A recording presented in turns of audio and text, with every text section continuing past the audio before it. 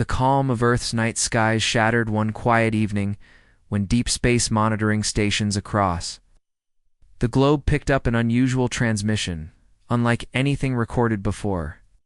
At first it was faint, a soft pulse lost among the usual cosmic noise. But as specialists tuned their instruments, the signal grew clearer, revealing itself to be a deliberate message encoded with complex layers of information. The Galactic Coalition, united group of advanced civilizations scattered across countless star systems, had sent out a distress call, a desperate SOS echoing across the darkness of space.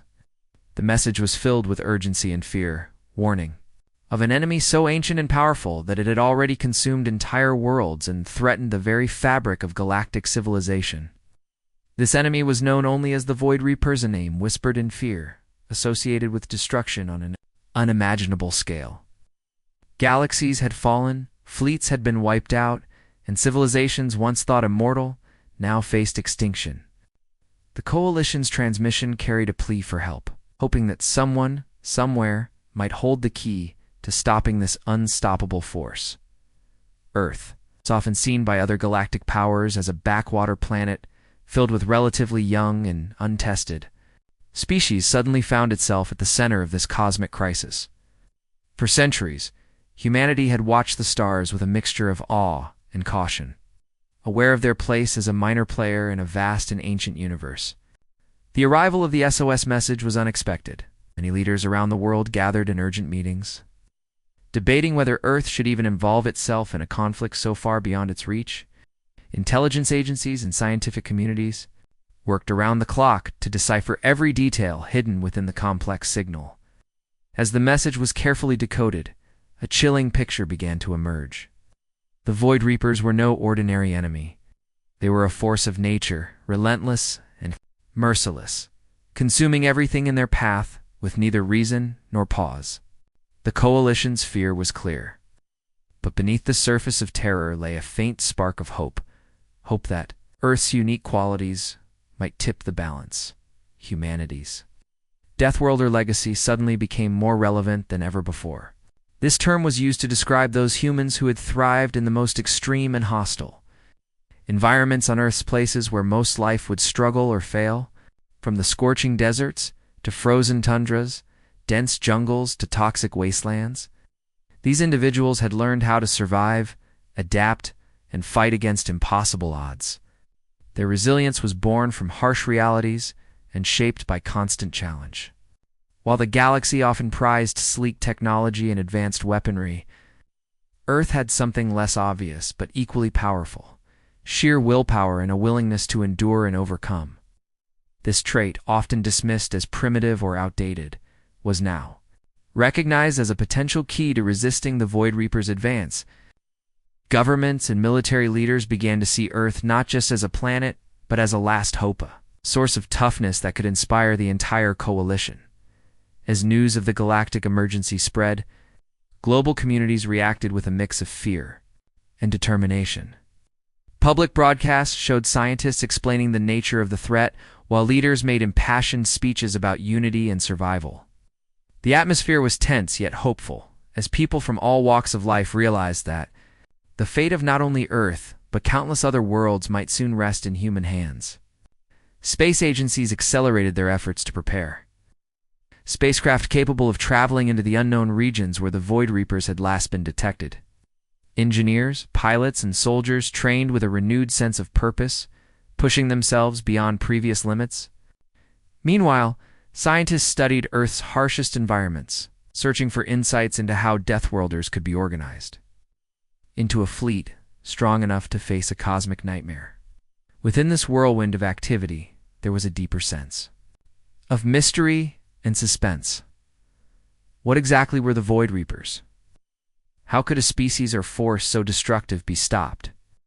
Some whispered theories about ancient technologies lost to time or powerful cosmic energies that even the Coalition struggled to understand. Others spoke of the psychological toll on those who had encountered the enemy. Stories of entire crews disappearing without a trace, ships found drifting silently through space with no sign of life. The unknown loomed large, and the silence between transmissions was almost as terrifying as the messages themselves. Despite the fear, Earth's leaders pushed forward, determined to prove that humanity's resolve was not to be underestimated. The decision was made. Earth would respond. The planet that had long watched the stars from the sidelines would send its own fleet into battle. Led by the Deathworlders, humans forged in the fire of survival, ready to confront the darkness. As the first ships prepared for launch, a quiet pride grew among those involved.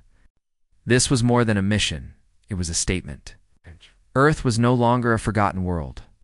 Its people had been tested by their planet's harshest conditions and had emerged stronger and more adaptable than anyone had believed possible. The Deathworlder fleet symbolized a blend of old and new, combining rugged endurance with cutting-edge technology developed through international cooperation. Commanders chosen for their experience in extreme environments were briefed not only on tactics but on the importance of morale, creativity, and teamwork. The fleet was small compared to the massive armadas of older civilizations, but it was fast, flexible, and filled with people who would fight for every inch of space. The world watched, breath held, as Earth took its first step into a much larger conflict, carrying with it the hopes of an entire galaxy. No one could predict the battles ahead or the sacrifices that would be made, but the message was clear. When the galaxy cried out for help, Earth responded not with hesitation, but with courage and an unyielding spirit. The Void Reapers were coming, and the Deathworlders were ready to meet them. Suspense hung in the air as the fleet prepared to jump into the void, carrying the weight of survival and the chance to prove that humanity's strength was far greater than anyone had ever imagined. As Earth absorbed the grim reality of the void, Reaper's threat, a powerful shift began across the planet. One that would awaken a side of humanity long buried beneath the surface of everyday life. From the blazing deserts where the sun scorched the sand into glass, to the frozen tundras where icy winds sliced through layers of clothing, the call went out for the toughest, the fiercest, the most adaptable humans to answer anew and win. Urgent summons. These were the Deathworlders, people who had lived and thrived in environments so harsh that others dared not tread. They were not the polished astronauts or diplomats who represented Earth in peaceful galactic gatherings. They were warriors molded by nature itself, hardened by storms, heat, cold, and endless struggle. Their survival was a testament to human endurance and determination. As governments coordinated worldwide, teams of scouts, soldiers, explorers, and engineers were gathered from the farthest reaches of Earth's most extreme places. This was no simple recruitment. It was a call to awaken the spirit of resilience that had defined humanity since the dawn of time.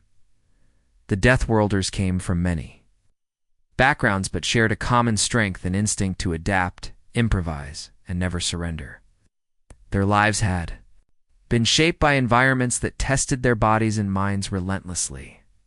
Some were desert dwellers, expert at conserving water and reading shifting sands, able to endure days without relief from the blazing heat. Others came from frozen wastelands where temperatures plunged below anything most could imagine, and survival meant mastering the art of movement and warmth in a hostile white silence. Then there were those born in toxic zones, ruined by pollution or natural disasters, who had developed immunity and resistance through sheer force of will and biology.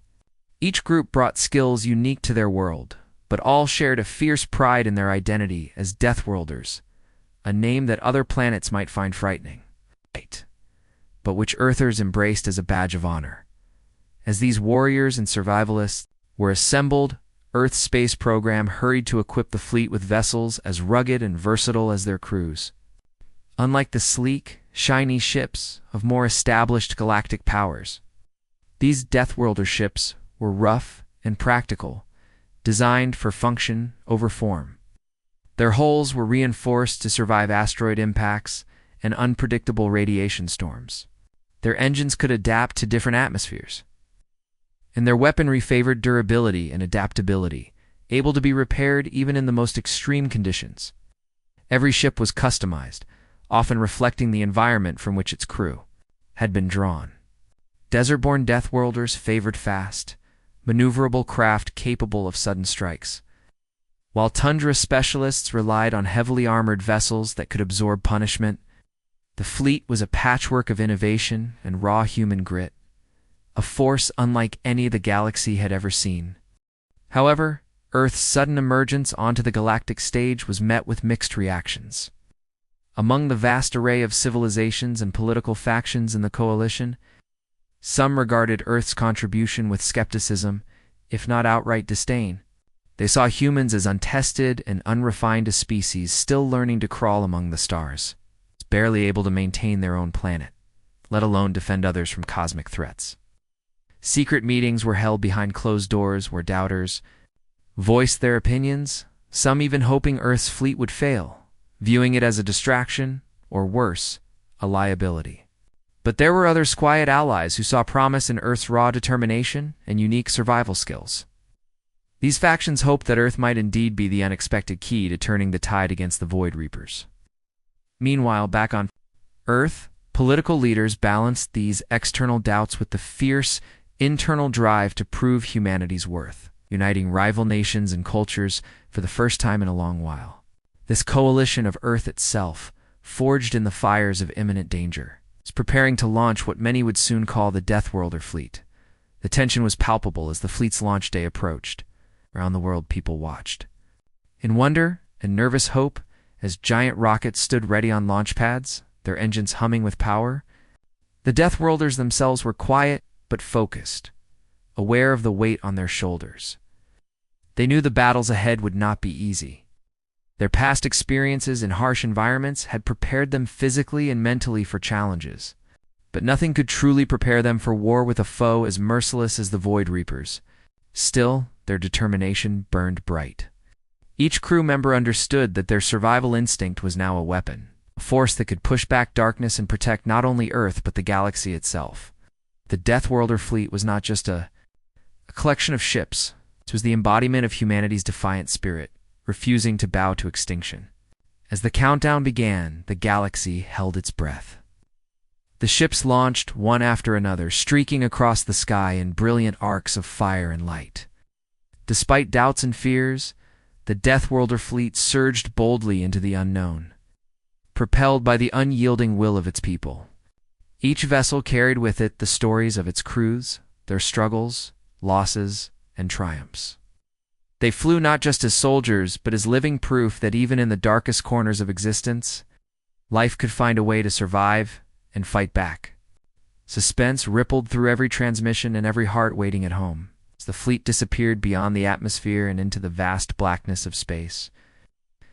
They carried with them the hopes of Earth and the fragile dreams of the Galactic Coalition. Unknown dangers awaited. Would be battles, setbacks, and moments when hope seemed distant. But the Deathworlders had one advantage the Void Reapers could never take away: the unbreakable human spirit forged in the crucible of Earth's harshest places. As they vanished into the cosmos, the message was clear. Earth was awake now, and it would not stand by while the galaxy fell into shadow. The Deathworlder fleet had begun its journey, and with every light year traveled, humanity's story was about to be rewritten. As the Deathworlder fleet pushed deeper into the dark expanse of uncharted space, the familiar stars and planets of known systems faded behind them, replaced by a vast and eerie emptiness that seemed to stretch endlessly in every direction. This region of space was dangerous and unknown, a place where few had ventured and even fewer had returned. The ships moved cautiously, their sensors scanning constantly for threats, both visible and hidden. Soon the fleet encountered strange, an unsettling phenomena that no training or simulation could have prepared them for. Space storms erupted without warning. Colossal waves of charged particles and electromagnetic radiation that tore through the void like invisible hurricanes. These storms twisted the very fabric of space-time, disrupting communications and navigation systems. The Deathworlders learned quickly how to read the subtle signs of incoming storms, their crews working in perfect harmony to steer their vessels through the chaos with skill born from years of surviving. Earth's harshest climates, the storms, tested their resolve, but also strengthened their unity as a fleet. But the dangers did not end with the storms. As they pressed onward, the fleet began to encounter strange alien wildlife, unlike anything found in their previous explorations. These were creatures adapted to the void itself, bioluminescent, beings that drifted silently through space, feeding on energy or other strange resources. Some resembled giant floating jellyfish, their tendrils trailing in the vacuum, while others looked like armored crustaceans, their shells glowing faintly with alien light. The Deathworlders observed these creatures with both fascination and caution, careful not to disturb the delicate balance of this strange ecosystem. It became clear that even in the depths of space, life found a way to survive and evolve in forms beyond human imagination. These encounters added to the growing sense of mystery and danger, reminding the fleet that the universe was vast, strange, and full of surprises. Amid these alien wonders were chilling reminders of what had come before them, the ruins of civilizations that had fallen victim to the Void Reapers. Scattered debris fields floated silently around shattered stars, ghostly remnants of once great cities and fleets lost to the endless hunger of the enemy. Some of these wrecks bore signs of fierce battles, scorched and torn metal twisted by unimaginable force. Others were silent and untouched, as if their inhabitants had vanished suddenly, leaving behind only echoes in the cold darkness. The sight of these remnants fueled the resolve of the Deathworlders. They knew that the enemy was not just a threat. It was a force that had brought destruction on a scale that was difficult to comprehend. Each ruined world was a warning and a challenge, a call to fight harder, smarter, and with every ounce of human creativity and courage. Commanders of the Deathworlder fleet quickly realized that this war could not be won by strength alone. The Void Reapers had fleets far larger and more powerful than anything Earth could muster. The enemy ships were fast, heavily armed, and capable of devastating attacks. Conventional tactics used by other galactic powers proved ineffective against their unpredictable strategies. Instead, the Deathworlders relied on their greatest strengths: adaptability, creativity, and an unyielding will to survive. They combined guerrilla warfare techniques learned in Earth's wildest environments with advanced technology developed through rapid innovation. Instead of meeting the enemy in straight battles, the fleet used cunning maneuvers, ambushes, and hit-and-run attacks. They exploited the Void Reapers' overconfidence and weaknesses discovered through careful observation. Of warfare, one that required not only courage, but imagination and teamwork. The turning point came near a shattered star system where the Void Reapers had concentrated their forces. This region was a graveyard of worlds, filled with floating debris and unstable gravitational fields. The Deathworlder commanders chose this battlefield deliberately, using their knowledge of unstable terrain to their advantage. As the enemy fleet approached, the Deathworlders deployed in a tight formation, ready to strike with precision. The battle was fierce and fast, a whirlwind of laser fire, energy shields, and desperate maneuvers. Despite being outnumbered and outgunned, the humans moved with an intensity and coordination that surprised even their oldest allies. Their ships darted through the wreckage, using the debris as cover while launching sudden attacks that confused and damaged the enemy. Each Deathworlder pilot was a master of survival, able to read the chaotic battlefield like a hunter tracking prey. The enemy's confidence faltered as they found themselves outmaneuvered and outhawed at every turn. This battle was more than just a fight for survival, it was a statement. The Deathworlders showed the galaxy that they were not mere survivors, clinging to life but fierce fighters refusing to back down. Their combination of earthborn resilience and bold tactics made them a force to be reckoned with.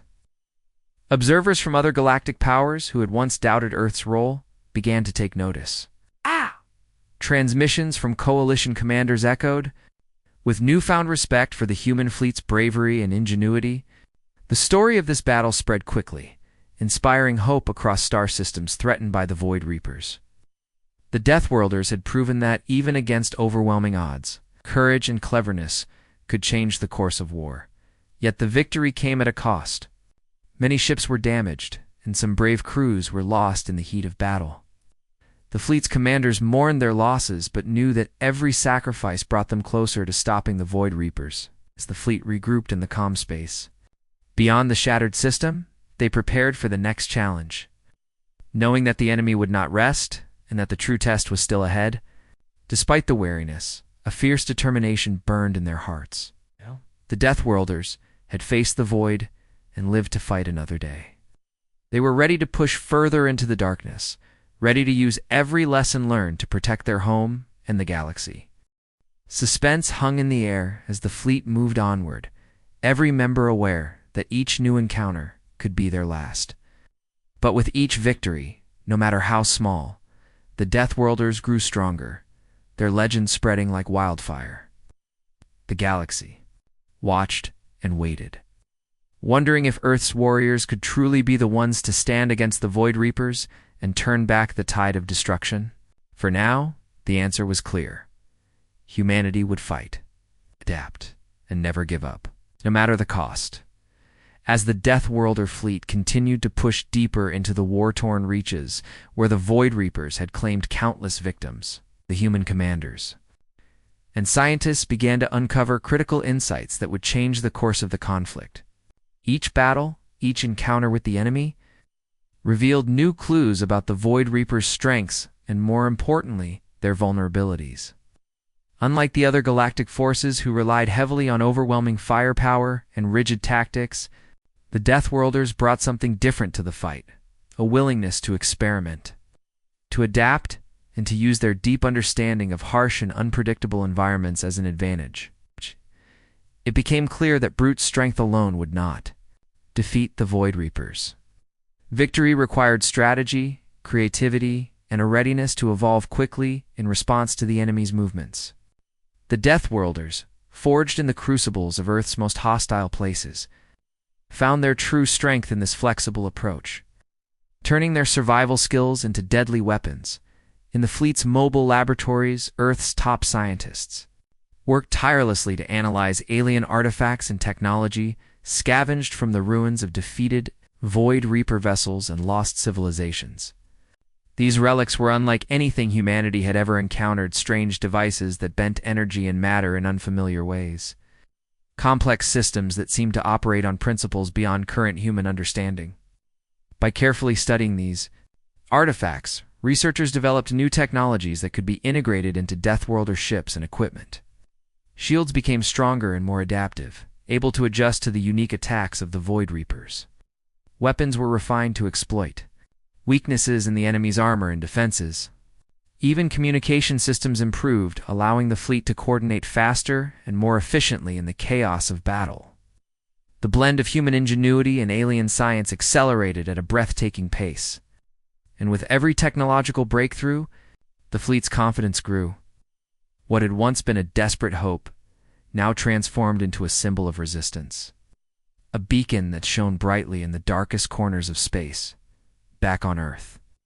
The impact of these developments rippled through every community and household. Civilians, once distant observers of the cosmic war, became deeply invested in the fate of the Deathworlders. Stories from the front lines, broadcast across all media channels, told of courage, sacrifice, and unexpected victories. Families followed the fleet's progress with anxious hope, while young people across the world dreamed of joining the fight themselves.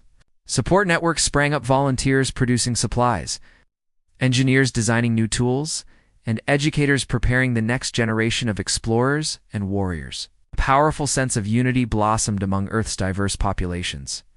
Old rivalries and divisions seemed to fade as everyone came together behind the common cause of defending their home in the galaxy. The Deathworlder fleet was no longer just a military force. It had become a symbol of human spirit and determination. The Galactic Coalition, initially skeptical of Earth's role in the fight, began to see the Deathworlders in a new light.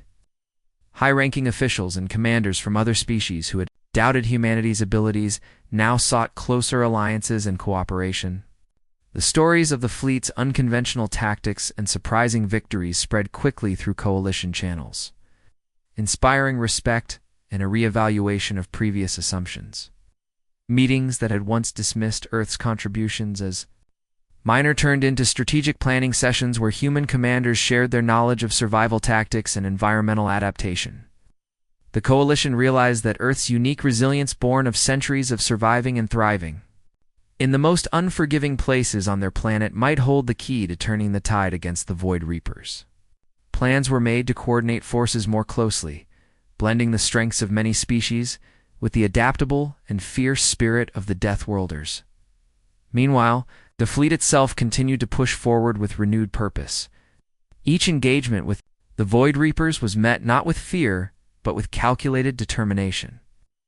Commanders studied enemy movements carefully, anticipating attacks and setting traps of their own.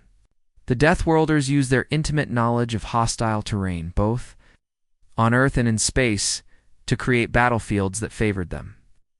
Asteroid fields became natural shields, debris clouds turned into ambush points, and gravitational anomalies were exploited to confuse and trap enemy ships. Every mission was a test of wit and endurance. But the fleet's members thrived under pressure, turning adversity into opportunity. Morale was high, bolstered by the knowledge that their sacrifices were not in vain and that their efforts were inspiring an entire galaxy. As the Deathworlders advanced, the Void Reapers began to shift tactics as well, growing more cautious and defensive. The enemy's overwhelming assaults were replaced by probing attacks and attempts to isolate individual ships. The battle had become a deadly chess game, each side learning from the other, adapting and countering moves with precision. Humans' combination of tenacity, innovation, and unshakable will made it clear that the Void Reapers faced a formidable opponent. The Deathworlders had learned to anticipate the enemy's patterns and respond in ways that disrupted their strategies. Each victory, no matter how small, sent waves of hope across the Coalition and Earth alike. It was proof that even in the face of near-certain destruction, humanity's spirit remained unbroken. Behind the scenes, Earth's leaders continued to navigate the complex political landscape of the Coalition. Forging alliances that had once seemed impossible, they balanced diplomacy with the urgent demands of war, working tirelessly to secure resources and support. The global community's resolve strengthened as the Deathworlders' successes grew. This united front, both on the battlefield and at home, sent a powerful message to the galaxy. Humanity was not just a survivor, but a leader. The planet that had once been underestimated was now seen as a cornerstone of hope. The Deathworlder fleet had transformed from an uncertain experiment into the galaxy's best chance to stand against the Void Reapers. Suspense and anticipation built as the fleet prepared for the next major operation, a daring strike into the heart of a key Void Reaper stronghold. This mission would test everything they had learned and push the limits of their endurance and ingenuity. The galaxy watched and waited, knowing that the battle ahead could change the fate of billions. The Deathworlders stood ready, their spirits unyielding, their determination burning brighter than ever. Earth's warriors had proven that even the darkest threats could be challenged with courage, creativity, and a refusal to surrender. The tide was turning, and the future, once so uncertain, now glimmered with the promise of victory. The time had come for the Deathworlder fleet to face their greatest challenge, yet an epic showdown at the very edge of the galaxy, where the shadows grew deepest and hope seemed faintest. There, looming like a dark mountain in space, stood the Void Reaper's flagship. A monstrous war machine the size of a small moon, bristling with weapons capable of destroying entire planets in moments. Its black hull absorbed light, making it appear like a moving void itself, swallowing stars and hope alike. This was the heart of the enemy's power, the source of the terror that had spread across countless star systems. The fate of the galaxy now rested on the shoulders of the Deathworlders. The warriors who had come from a small blue planet to challenge a force far older and more fearsome than anyone had imagined. The air aboard the human fleet was thick with tension, but beneath it burned a fierce determination, the kind that could only come from knowing that this battle was not just for survival, but for the future of all life. The Deathworlder commanders had spent months preparing for this confrontation, gathering every piece of knowledge gained through years of war, every new technology crafted from alien relics, and every hard-earned lesson in strategy and survival. They designed a daring plan that would combine direct combat with the guerrilla tactics that had served them so well in the past. The fleet would not simply charge the enemy head-on. They would use the shattered terrain of nearby asteroid fields, swirling radiation belts and broken remnants of lost worlds as cover, striking swiftly and then disappearing into the shadows. This approach was risky, but the Deathworlders knew that overwhelming force alone would not win this fight. It was their creativity, adaptability, and unbreakable spirit that gave them the edge. As the battle began, the flagship unleashed a storm of firepower, its weapons lighting up the void with deadly energy beams and massive shockwaves that tore through space like thunder. The fleet's shields flickered under the onslaught, but the Deathworlders held their ground. Smaller attack groups darted between asteroids, avoiding the flagship's main guns, while targeting its support ships with precision strikes. Human pilots, trained to survive the worst conditions on Earth, moved like ghosts through the chaos, their ships weaving through debris and energy blasts with unmatched skill. The battle was brutal and relentless, a deadly dance where every moment counted. Losses were heavy on both sides, but the Deathworlders refused to yield.